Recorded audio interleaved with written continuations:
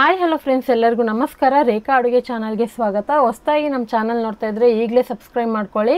ಇವಾಗ ಬೀಳುವಂಥ ಮಳೆಗೆ ಏನಾದರೂ ಬಿಸಿ ಬಿಸಿಯಾಗಿ ಖಾರವಾಗಿ ಸ್ನ್ಯಾಕ್ಸ್ ತಿನ್ನಬೇಕಂದ್ರೆ ಖಂಡಿತ ಈ ರೆಸಿಪಿನ ಟ್ರೈ ಮಾಡಿ. ಅದು ಏನಪ್ಪ ಅಂದರೆ ಮಶ್ರೂಮ್ ಗಾರ್ಲಿಕ್ ಫ್ರೈ. ತುಂಬಾ ರುಚಿಯಾಗಿ ಸಿಂಪಲಾಗಿ ಕ್ವಿಕ್ಕಾಗಿ ಮಾಡೋ ಥರ ತೋರಿಸ್ಕೊಡ್ತೀನಿ. ಮಶ್ರೂಮ್ ಇಷ್ಟಪಡೋರಿಗೆ ಖಂಡಿತ ರೆಸಿಪಿನ ಮಾಡಿಕೊಡಿ. ಸೊ ಖಂಡಿತ ಇವತ್ತಿನ ರೆಸಿಪಿ ಇಷ್ಟ ಆಯ್ತು ಅಂದರೆ ಲೈಕ್ ಮಾಡಿ, ಶೇರ್ ಮಾಡಿ, ಕಮೆಂಟ್ ಮಾಡಿ. ಬನ್ನಿ ಇವಾಗ ಯಾವ ರೀತಿ ಮಾಡೋದಂತ ನೋಡೋಣ. ಈಗ ಕಡಾಯಿಗೆ 1 ಟೇಬಲ್ ಸ್ಪೂನ್ ಎಣ್ಣೆ ಹಾಕಿದ್ದೀನಿ. 2 ಟೇಬಲ್ ಸ್ಪೂನ್ ಆಗೋಷ್ಟು ಬೆಣ್ಣೆ ಹಾಕ್ಕೊತಾ ಇದ್ದೀನಿ. ನಿಮಗೆ ಬೆಣ್ಣೆ ಇಷ್ಟ ಇಲ್ಲ ಅಂದರೆ ಸ್ಕಿಪ್ ಮಾಡಿಕೊಂಡು ಎಣ್ಣೆನೇ ಯೂಸ್ ಮಾಡ್ಕೋಬೋದು. ಇಲ್ಲಿ ನಾನು 1 ಪ್ಯಾಕೆಟ್ ಮಶ್ರೂಮ್ ತೊಗೊಂಡಿದ್ದೀನಿ. 1 ಪ್ಯಾಕೆಟ್ ನಿಮ್ಗೆ ಗೊತ್ತಿರುತ್ತಲ್ಲೋ ಎಷ್ಟು ಗ್ರಾಮ್ ಬರುತ್ತೆ ಅಂತ, 200 ಗ್ರಾಮು. ಅದನ್ನು ಚೆನ್ನಾಗಿ ಒಂದು 2 ಸರಿ ಉಪ್ಪು ಹಾಕಿ ತೊಳೆದಿಟ್ಕೊಂಡಿದ್ದೀನಿ. ತೊಳೆದಿದ್ಮೇಲೆ ಅದನ್ನು ಸಪ್ರೇಟಾಗಿ ಇಟ್ಕೊಂಡು ಇವಾಗ ಅದೇ ಕಡಾಯಿಗೆ ನಾನು ಎಣ್ಣೆ ಬೆಣ್ಣೆ ಹಾಕಿದ್ನಲ್ಲ, ಅದು ಚೆನ್ನಾಗಿ ಕರಗಿದ ಮೇಲೆ ಇದಕ್ಕೆ ಚಿಕ್ಕದಾಗಿ ಚಾಪ್ ಮಾಡಿರೋಂಥ ಬೆಳ್ಳುಳ್ಳಿ, ಹಾಗೆ 4 ಹಸಿರು ಮೆಣಸಿನ್ಕಾಯಿ. ಬೆಳ್ಳುಳ್ಳಿ ಬಂದ್ಬಿಟ್ಟು ದೊಡ್ಡ ಗೆಡ್ಡೆ 2 ಗೆಡ್ಡೆ ತೊಗೊಂಡಿದ್ದೀನಿ. ಸೊ ಆದಷ್ಟು ಬೆಳ್ಳುಳ್ಳಿ ಜಾಸ್ತಿ ಯೂಸ್ ಮಾಡಿ, ಯಾಕಂದರೆ ಮಶ್ರೂಮ್ ಅನ್ನೋದು ಕೋಲ್ಡ್ ಪದಾರ್ಥ. ಸೊ ಬೆಳ್ಳುಳ್ಳಿ ಹಾಕೋದ್ರಿಂದ ಎರಡೂ ನಿಮಗೆ ಯಾವುದೇ ರೀತಿ ಹೆವಿ ಕೋಲ್ಡ್ ಆಗೋದಿಲ್ಲ. ಸೊ ಮೇಂಟೈನ್ ಮಾಡುತ್ತೆ ಇದು, ಅದಕ್ಕೋಸ್ಕರ ಹೇಳ್ತಾ ಇದ್ದೀನಿ. ಕೆಲವರಿಗೆ ಮಶ್ರೂಮ್ ಕೋಲ್ಡ್ ಆಗುತ್ತೆ ಅಂತ ಹೇಳ್ತಿರಲ್ವ, ಅದಕ್ಕೋಸ್ಕರ ಹೇಳ್ತಾ ಇದ್ದೀನಿ. ಇವಾಗ ಮಶ್ರೂಮ್ ಹಾಕೊಂಡು ಇದನ್ನು ಚೆನ್ನಾಗಿ ಫ್ರೈ ಮಾಡ್ಕೊಳ್ಳೋಣ. ನಿಮಗೆ ಮಶ್ರೂಮ್ ಯಾವ ರೀತಿ ಕ್ಲೀನ್ ಮಾಡಬೇಕಂದ್ರೆ ರೇಖಾ ಟೈಲನ್ ಚಾನಲಲ್ಲಿದೆ, ಒಂದ್ಸರಿ ಚೆಕ್ ಮಾಡಿ. ಹಾಗೆ ಅಲ್ಲಿರುವಂಥ ವೀಡಿಯೋಸ್ ನಿಮಗೆ ಇಷ್ಟ ಆಯ್ತು ಅಂದರೆ ಕೂಡ ಸಬ್ಸ್ಕ್ರೈಬ್ ಮಾಡಿ, ಲೈಕ್ ಮಾಡಿ ಅಂತಲೂ ಕೇಳ್ಕೊತೀನಿ. ಇವಾಗ ಮಶ್ರೂಮ್ ಫ್ರೈ ಆಗೋದಕ್ಕೆ ಒಂದು ಸ್ವಲ್ಪ ಉಪ್ಪು ಹಾಕ್ಕೊತಾ ಇದ್ದೀನಿ. ಇದನ್ನು ಮೀಡಿಯಮ್ ಫ್ಲೇಮಲ್ಲಿ ಒಂದು 2 ರಿಂದ 3 ನಿಮಿಷ ಬೇಯೋದಕ್ಕೆ ಬಿಡೋಣ.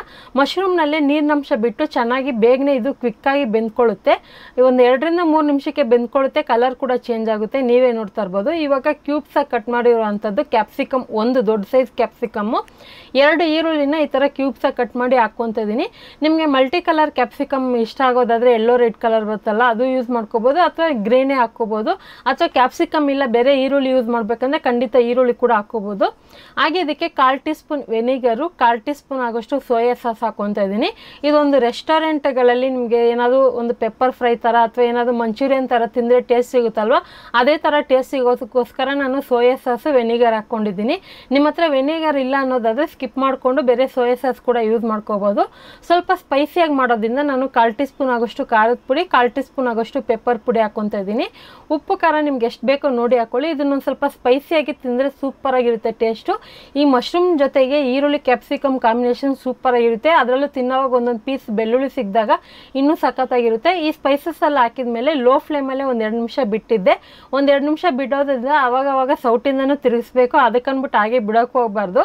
ಈಗ ಕೊನೆಯಲ್ಲಿ ಕೊತ್ತಂಬರಿ ಸೊಪ್ಪು ಹಾಕ್ಕೊತಾ ಇದ್ದೀನಿ. ಹಾಕ್ಕೊಂಡು ಸೂಪರಾಗಿ ಮಿಕ್ಸ್ ಮಾಡಿ ಇದನ್ನು ಸರ್ವ್ ಮಾಡಿಕೊಟ್ರೆ ಖಂಡಿತ ಮಶ್ರೂಮ್ ಲವರ್ಗಂತೂ ಒಂದು ಪ್ಲೇಟ್ ತಿಂದು ಮತ್ತೆ ಕೇಳಿ ಮಾಡಿಸ್ಕೊತಾರೆ, ಅಷ್ಟು ಚೆನ್ನಾಗಿರುತ್ತೆ.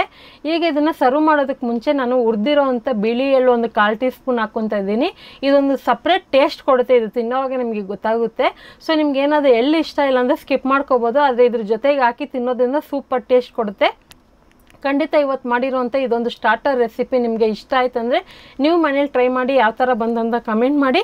ಇವತ್ತಿನ ರೆಸಿಪಿ ನಿಮಗೆ ಇಷ್ಟ ಆಗಿದೆ ಜಾಸ್ತಿ ಲೈಕ್ ಮಾಡಿ, ನಿಮ್ಮ ಫ್ಯಾಮಿಲಿ ಫ್ರೆಂಡ್ಸ್ಗೂ ಆದಷ್ಟು ಎಲ್ರಿಗೂ ಶೇರ್ ಮಾಡಿ.